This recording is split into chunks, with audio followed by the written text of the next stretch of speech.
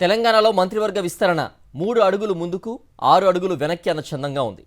పదవుల పంపకంపై స్పష్టత లేకపోవడంతో మరోసారి ఈ నెల 30న ఢిల్లీకి రావాలని కాంగ్రెస్ అధిష్టానం CM Revanth, TPCC president Mahesh గౌడ్లకు సూచించింది. దీంతో కేబినెట్ విస్తరణపై సస్పెన్స్ కొనసాగుతోంది. ఎన్నో నెలలుగా చర్చోపచర్చలకు తావిస్తున్న మంత్రివర్గ విస్తరణపై హస్తిన వేదికగా మరోమారు కసరత్తు మొదలైంది.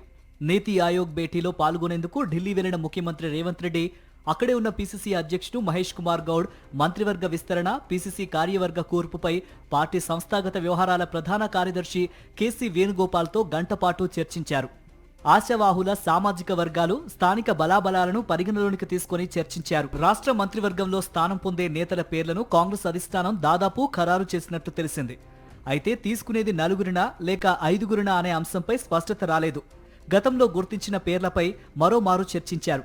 ఇందులో మహబూబ్ నగర్ జిల్లా నుంచి వాకిటి శ్రీహరి, నిజామాబాద్ జిల్లా నుంచి పి సుదర్శన్ రెడ్డి, నల్లగొండ జిల్లా నుంచి కోమటిరెడ్డి రాజగోపాల్ రెడ్డి, బాలు నాయక్, రంగారెడ్డి జిల్లా నుంచి మల్రెడ్డి రంగారెడ్డి, టి రామ్మోహన్ రెడ్డి, ఆదిలాబాద్ జిల్లా నుంచి ప్రేమ్ సాగర్ రావు, గడ్డం వివేక్, కరీంనగర్ జిల్లా నుంచి ఆది శ్రీనివాస్, మైనారిటీ కోటాలో షబ్బీర్ అలీ, ఆమీర్ అలీ ఖాన్ల పేర్లు ఉన్నాయి. వారితో పాటే మహిళా కోటాలో ఎమ్మెల్సీ విజయశాంతి పేరును పరిశీలించినట్లు సమాచారం.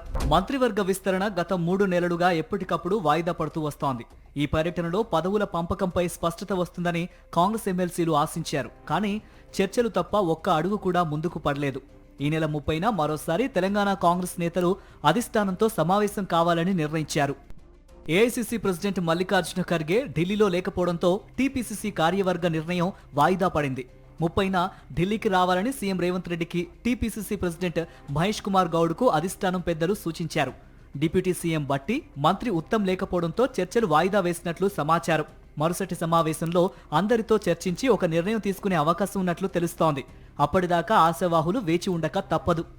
తెలంగాణ రాష్ట్ర విషయానికి వచ్చిన కొన్ని విషయాలు కూడా వారికి చెప్పడం జరిగింది. వీలైన త్వరలో కేబినెట్ కూర్పు కూడా చేయాల్సిందిగా వారికి మనవి చేయడం జరిగింది. వారు త్వరలోనే చేస్తామనే మాట కూడా చెప్పడం జరిగింది. ఆశావాహులు చాలా మందే ఉన్న సామాజిక సమీకరణాలు, ప్రాధాన్యతల ఆధారంగా పలువురికి కేబినెట్లో చోటు కల్పిస్తారని తెలుస్తోంది. మొత్తంగా తెలంగాణ కేబినెట్ విస్తరణపై త్వరలోనే క్లారిటీ వచ్చే అవకాశం కనిపిస్తోంది. మరి రేవంత్ కేబినెట్లో కొత్తగా ఎవరికి స్థానం దక్కుతుందో చూడాలి.